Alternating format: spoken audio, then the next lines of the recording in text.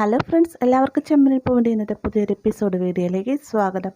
എപ്പിസോഡിൻ്റെ തുടക്കത്തിൽ തന്നെ കാണിക്കുന്നത് നമ്മുടെ രേവതി ഗർഭിണിയാണ് എന്നുള്ളൊരു തെറ്റിദ്ധാരണയോട് കൂടി തന്നെ സച്ചി വീട്ടിലെ എല്ലാ ജോലികളും ചെയ്യുകയാണ് കേട്ടോ.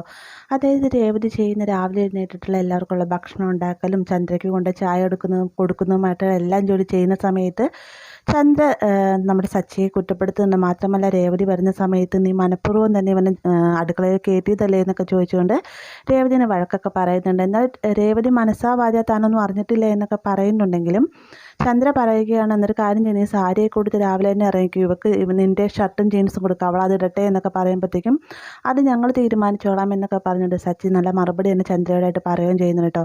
അതിനുശേഷം ചന്ദ്രയ്ക്ക് ചായ കൊടുക്കുന്ന സമയത്ത് ആദ്യമൊക്കെ ചന്ദ്ര നല്ല രീതിയിൽ തന്നെ കുറ്റപ്പെടുത്തിയാണ് സംസാരിക്കുന്നതെങ്കിലും രവി പറയുകയാണ്, എന്തായാലും മോനെ സച്ചി ചായ എന്തായാലും കൊള്ളാം, എനിക്ക് ഇഷ്ടപ്പെട്ടു എന്നൊക്കെ പറയുകയാണ്. അങ്ങനെ നമ്മുടെ സച്ചി വളരെയധികം സന്തോഷത്തോടുകൂടി തന്നെ അകത്തേക്ക് കയറി പോകുന്ന സമയത്ത് ചന്ദ്ര രേവതിയായിട്ട് പറയുന്നുണ്ട്, നീ അങ്ങനെ ഇപ്പം അകത്തമ്മയായിട്ട് ചമഞ്ചിരിക്കാമെന്ന് വിചാരിക്കണം, നീ ഒരു കാര്യം ചെയ്യും, നീ മുറ്റം അടിക്കുക എന്ന് പറഞ്ഞുകൊണ്ട് രേവതി അവിടെ നിന്ന് പറഞ്ഞു വിടുകയാണ്. എല്ലാവരും പോയതിന് ശേഷം വളരെ നല്ല ചായ എന്നും പറഞ്ഞുകൊണ്ട് നമ്മുടെ സച്ചി കൊണ്ടേ കൊടുത്ത ചായ ആസ്വദിച്ച് കുടിക്കുകയാണ് ചന്ദ്ര. അതിനുശേഷം രേവതി മുറ്റം അടിച്ചുകൊണ്ട് നിൽക്കുന്ന സമയത്ത് തന്നെ സച്ചി അങ്ങോട്ടേക്ക് വന്നിട്ട് രേവതിയുടെ കയ്യിൽ നിന്ന് ചൂലും മേടിക്കുന്നുണ്ട്. നീ പോയി റെസ്റ്റ് എടുക്കുകയെന്ന് പറഞ്ഞുകൊണ്ട് രേവതി അവിടെ നിന്ന് പറഞ്ഞു വിടുകയാണ്. അപ്പോൾ സച്ചി എന്താ ഉദ്ദേശിക്കുന്നത് രേവതിക്ക് മനസ്സിലാവുന്നില്ല. എന്തൊക്കെയോ കള്ളത്തരങ്ങൾ സച്ചിയുടെ മറച്ചു വയ്ക്കുന്നുണ്ടെന്ന് നമ്മുടെ രേവതിക്ക് മനസ്സിലാകുന്നുണ്ടെങ്കിലും താനൊരു ഗർഭിണിയാണെന്നുള്ള തെറ്റിദ്ധാരണയോട് കൂടിയിട്ടാണ് സച്ചിയേട്ടൻ ഇതെല്ലാം ചെയ്യുന്നതെന്നുള്ള കാര്യം രേവതി മനസ്സിലാക്കുന്നില്ല കേട്ടോ.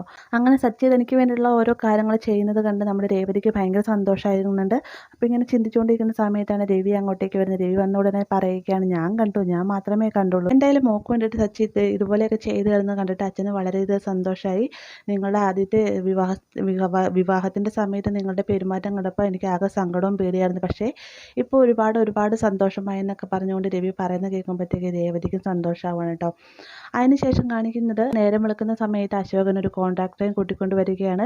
ഈ ഒരു കാഴ്ച കാണുന്ന സമയത്ത് ചന്ദ്ര ചോദിക്കുന്നുണ്ട്, ഇതാരാണെന്ന് ചോദിക്കുമ്പോഴത്തേക്കും ഇതൊരു കോൺട്രാക്ടറാണെന്ന് പറയാം കേട്ടോ. അദ്ദേഹം എന്തിനാ ഇങ്ങോട്ടേക്ക് വന്നതെന്ന് ചന്ദ്ര ചോദിക്കുന്ന സമയത്ത് കോൺട്രാക്ടർ എന്തിനാ വരുന്നതെന്നൊക്കെ പ്രത്യേകം പറയണ്ടല്ലോ എന്നും പറഞ്ഞുകൊണ്ട് അശോകനെയും കോൺട്രാക്ടറെയും കൂട്ടിക്കൊണ്ട് ടെറസിൻ്റെ മുകളിലേക്ക് ചെല്ലുകയാണ്. അവിടെ ചെന്നതിന് ശേഷം റൂമിൻ്റെ കാര്യങ്ങളൊക്കെ സെറ്റ് ചെയ്ത് താഴത്തേക്ക് വരുന്ന സമയത്ത് നമ്മുടെയും ശ്രീകാന്തും എല്ലാം തന്നെ ഇങ്ങനെ ആകാംക്ഷയോട് കൂടി തന്നെ ഇരിക്കുകയാണ്. എന്തിനായിരിക്കും അച്ഛൻ കോൺട്രാക്ടറും കൂട്ടിക്കൊണ്ട് വന്നത് എന്നുള്ളൊരു ആകാംക്ഷയോട് കൂടി ഇരിക്കുന്ന സമയത്താണ് രവി അങ്ങോട്ടേക്ക് വരുന്നത്. രവി വന്ന ഉടനെ തന്നെ പറയുന്നുണ്ട്, മേളിൽ റൂം കെട്ടാനാണെന്ന് പറയുമ്പോഴത്തേക്കും വലിയ റൂമാണോ അച്ഛാ, എന്തായാലും എൻ്റെ റൂമിനേക്കാൾ വലുതായിരിക്കുമല്ലേ എന്നൊക്കെ പറയുമ്പോഴത്തേക്ക് ശ്രീകാന്ത് പറയുന്നുണ്ട്, എന്തൊക്കെ പറഞ്ഞാൽ ഏട്ടൻ എൻ്റെ റൂം മതി എന്നല്ലേ പറഞ്ഞത്, എന്തായാലും ആ റൂമിൽ നിന്ന് വിട്ടുപിടിക്കേണ്ട, ഈ ഇപ്പോൾ പണിയുന്ന റൂം സച്ചേറിനുള്ളതാണെന്ന് പറയുമ്പോഴത്തേക്കും ശ്രുതിക്കും ചന്ദ്രയ്ക്കൊന്നും പിടിക്കുന്നില്ല കേട്ടോ. ആ ഒരു സമയത്ത് ചന്ദ്ര പറയുന്നത്, നിങ്ങൾ എന്താ ഉദ്ദേശിക്കുന്നത്, ലോൺ എടുക്കാനാണോ, ലോൺ എടുത്ത് കടം കൂട്ടി വെച്ചാൽ നിങ്ങൾ എങ്ങനെ വീട്ടുമെന്ന് വിചാരിക്കുന്നതിനൊക്കെ ചോദിക്കുന്ന സമയത്ത് സച്ചിക്ക് ഇഷ്ടപ്പെടുന്നില്ല. സച്ചി തക്ക മറുപടി ചന്ദ്രയോടായിട്ട് പറയുന്നതൊക്കെ ഉണ്ട്. അതിനുശേഷം രവി പറയുന്നുണ്ട്, എന്തായാലും റൂം കെട്ടാൻ തീരുമാനിച്ചു, അതുകൊണ്ട് ഞാനൊരു വഴിയും കണ്ടുപിടിച്ചിട്ടുണ്ട്, ഈ വീടിൻ്റെ ആധാരം പണയം വെച്ചിട്ട് വേണം വീട് പണി തുടങ്ങാനെന്ന് പറയുമ്പോഴത്തേക്ക് സച്ചിക്ക് രേവതിക്കും കെട്ടാൻ ഒരുങ്ങുന്ന റൂം ആയതുകൊണ്ട് തന്നെ ചന്ദ്ര അതിനൊരുങ്ങുന്നില്ല കേട്ടോ. ചന്ദ്ര പറയുന്നുണ്ട്, ഇതെൻ്റെ അച്ഛൻ എനിക്ക് വേണ്ടി കെട്ടിത്തന്ന റൂമാണ്, മാത്രമല്ല ഇവൾ ഓലക്കുടിൽ കിടന്നവളാണ്, ഇവൾക്ക് ഇങ്ങനെ മണിമാളികയിൽ വന്നതിന് ശേഷം അവൾ ബെഡിൽ കടന്നു തുടങ്ങിയത് തന്നെ, പിന്നെ അവൾക്ക് വേണ്ടിയിട്ട് ഇങ്ങനെയൊക്കെ ചെയ്യേണ്ട കാര്യം എന്താണെന്ന് പറഞ്ഞുകൊണ്ട് രേവതിനെയും വീട്ടുകാരെയും അച്ഛനെയും കുറ്റപ്പെടുത്തുന്ന സമയത്ത് രേവതി അതിനെല്ലാം തന്നെ തിരിച്ച് നല്ല മറുപടി തന്നെ ചന്ദ്രയ്ക്കായിട്ട് കൊടുക്കുന്നുണ്ട്. ആ ഒരു സമയത്ത് സച്ചി പറയുകയാണ്, രേവതി എന്തായാലും കൃത്യസമയത്തിനാണ് ഞാൻ മറുപടി കൊടുത്തത്, അല്ലെന്നാണെങ്കിൽ ഞാൻ ഇതിന് തക്ക മറുപടി കൊടുത്തേനെ, എൻ്റെ അമ്മയായി പോയില്ല എന്നൊക്കെ സച്ചി പറയാം കേട്ടോ.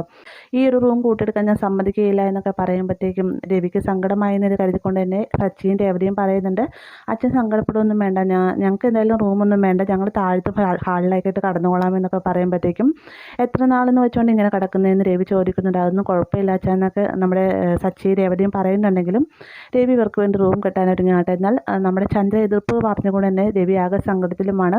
അപ്പോൾ ഈ ഒരു ഭാഗത്തോടെയാണ് ഇന്നത്തെ എപ്പിസോഡ് അവസാനിക്കുന്നത്. വീഡിയോ ഇഷ്ടമായെങ്കിൽ ലൈക്ക് ചെയ്യാനും കൂടി ചാനൽ സബ്സ്ക്രൈബ് ചെയ്യാനും മറക്കരുത്.